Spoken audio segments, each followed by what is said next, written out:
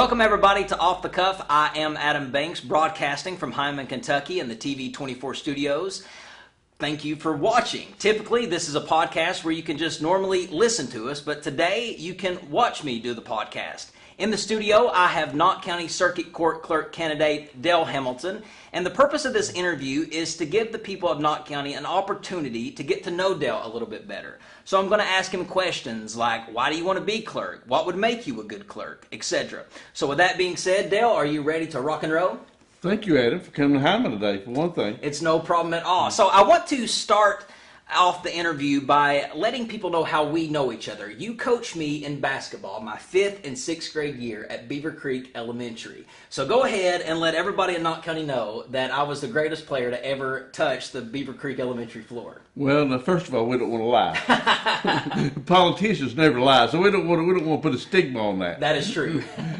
Yes, I was your basketball coach. I coached at Beaver on and off for 7 years, I believe. And 1997 to 2000, I was a coach at Beaver, and you was on 2 of those basketball teams.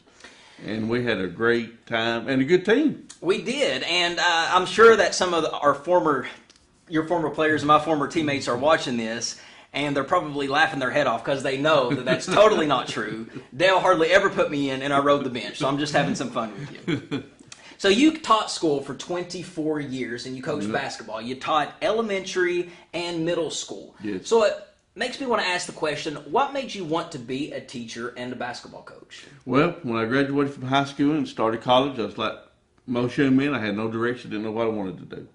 The first 2 years I went to Prestonsburg Community College, and then I transferred to Alice Floyd. I said, maybe I figure it out and I get to Alice Floyd. Well, I did. Alice Floyd has a work study program, and I was fortunate enough to get put at Beaver Elementary. I was hoping to help the teachers or do anything as if I'd like being around kids and be a teacher. Well, 24 years later, here I sit. Walter Bentley, the principal at Beaver, asked me to coach the basketball team. Well, after 1 year of coaching the basketball team, I knew I wanted to be a teacher and coach. So you are now retired. So what are you doing now with your days? Are you just taking it easy? I wish. No, I don't have. I have owned and operated Wayland Quick Mart for 18 years. It's located in Wayland, Kentucky. It's right on the Knott-Floyd County line, and it's a convenience store, and we serve a lot of Beaver and County area.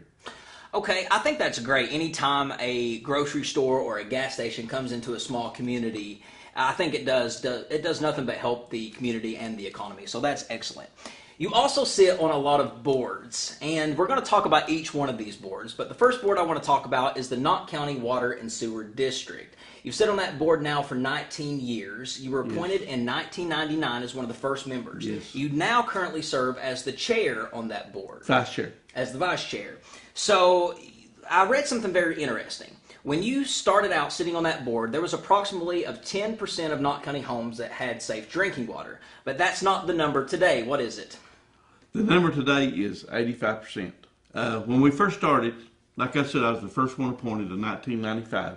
10% of our citizens had drinking water, and most of those, well, all of them weren't county. They had a water treatment plant at Pepper Passes. It served Alice Floyd College and a few residents below it. Now, 20 years later, 85% of the county has safe drinking water. We also help serve Letcher County, Floyd County, and Perry County. Now, there's 15% of our residents don't have water. I want to tell you guys, you are going to get water. There's great people on that water board, and they're working every day to get you all water. Our goal is 100% drinking water for every citizen in Knott County. I'm sure they'll be happy to hear that. You also sit on the Knott County Board of Education. Yes. You were elected to that seat, and that's the key word, elected. You were elected by the people of Knott County to serve as a board member, District 4. And you have been in the news lately, and that mainly stems from the closing of Cordia High School and grade school. And since you have the people's eyeballs and the ears of Knott County, I want you to explain to them more in detail how all of that went down. So you walked into the meeting. What happened? Well, this is a long story. It started in February. The state said that the Cordia was unsafe, and they wanted them closed 3 weeks later, I believe it was, and moved the kids from Car Creek, Emelina, and Hazard Community Technical College. The high school was going to go. It was the school's safe. No parent is going to send their school to child to an unsafe school. I mean, they did have problems with the roof, the trestles in the roof. Now the insurance has agreed to fix it, so there shouldn't be any problem with the school reopening. Now the way it went down is what I didn't like. You know, I respect my fellow board members. I like them and I respect them a lot. They said it was unsafe. I say it's safe. And that's why I was totally against it. Plus, you got those kids too far to travel. Cordia High School kids are going to Knott Central, and then the elementary kids are going to Emelina and Clerk. I just don't think you should close any school in any community, and I will never vote for that, by the way, because when you close a school, you close the community. Since you were the only no vote on the board, I can't imagine that you are very popular with the rest of the board members. Well, I have a philosophy when I was teaching, kids first and do what's right. It's that simple. And I put the kids first because, as I said twice here, is reiterated, no parent is going to send their kids to an unsafe school.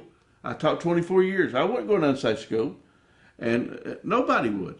And the way the school board did it, we should have had a special board meeting. It should have been on the agenda. It should have been Lotts Creek Community School lease agreement. Okay, if the board members have concerns, ask their attorney, ask their director, Ms. Whitaker, ask them questions, and let them ask us questions, and then decide from the facts. And now the state, to my knowledge, the state has dropped all charges. Now it's up to the Knott County School Board to renew the lease, and whether we will or not, we need to do what's right, and what's right is reopening that school. You also are the chairman on a board called Alternative Outlook. Explain to us a little bit more about what that is. Alternative Outlook, Adam, is an SCI waiver program. Mm-hmm. It's for intellectual people, intellectual disability people, physical disabilities, and it's one of the best programs in the area. It covers Knott, Perry, and Floyd County. They employ 90 people. These clients can go anywhere they want to, anytime they want to. They're supervised. They have housing for them. They feed them breakfast, lunch, and dinner. They go to daycare centers through the day. They take them to concerts. Two of their clients, this last winter, UK basketball games. Anywhere they want to go, they take them. When you decided that you wanted to be a candidate for Knott County Circuit Court Clerk, it wasn't an easy process. You can't just go and put your name on the ballot like most candidates do. In order to become a candidate for Knott County Circuit Court Clerk, you have to, in order to put your name on the ballot, the state requires you to pass an examination. Yes. And this examination tests you over the Kentucky Circuit Court Clerk's Manual, the Kentucky Circuit Court Clerk's Accounting Manual, the Kentucky Court of Justice Personnel Policies, and general knowledge questions. And with all that being said, I just want to say that you passed all of those categories with flying colors. Yes. To make you qualified. Yes. So take us back to the process of that test. How did you study for it? How did you get prepared? How long was the test? How many questions were on the test? Well, first of all, the Circuit Court Clerk and I think the Property Valuation Administrator, I think it's the only two offices in the state that you have to take a test to run for. Unfortunately, they don't have it for governors. We wouldn't have Matt Bevin. Right. But to be a Circuit Court Clerk, you have to pass the exam. I've been running for Circuit Court Clerk since October. You had to be registered by November 3rd. I went to Lexington, took the test at the Griffith Gate Resort. The test was 360 questions and 4 hours long. And I have my master's degree from Morehead State, so that was a tough test. Pretty brutal. So, yes. We are about to wrap up the interview, so for your last message, I would like for you to address the people of Knott County when I ask you this. Why, at this point in your life, do you want to be the Knott County Circuit Court Clerk, and give some people confidence when they go to the polls of why they should elect you as the next clerk? Adam, I have been in public service for 30 years of my life. I'm 55 years old, and most of 30 years have been in public service, serving on numerous boards, a lot of boards you didn't even name. And I will be the best clerk you've ever had. I will be very visible in that court, in that office. I won't be hid behind a closed door. Whenever there's district court, I will be there. Whenever there's circuit court, I will be there. Days there's not court, I will be in that office, and that door will be open. Because when you come to the clerk's office, you're there, it's nothing good. It's probate a will, file a civil complaint, file a criminal complaint. The only good thing about it is driver's license. and then your kid's getting a license, and you're just nervous you can't even stand it. I would be the best clerk by far that you've ever had. All I ask is the opportunity, and on May 22nd, I would really appreciate your vote for the best candidate. Thank you very much. Well, Dale, I want to thank you for being on the show. Buddy. It's been awesome. It has been awesome. And if you guys enjoyed what you saw today, you can subscribe to Off the Cuff Podcast on iTunes, or you can follow our Facebook page at www.facebook.com/Off the Cuff with Adam Banks. But make sure that you also follow Dale for Clerk Facebook page. That way you can get to know Dale even a little bit better than what we discussed today. So, ladies and gentlemen, I'm Adam Banks. Thank you, Dale Hamilton. We will see you in the next episode.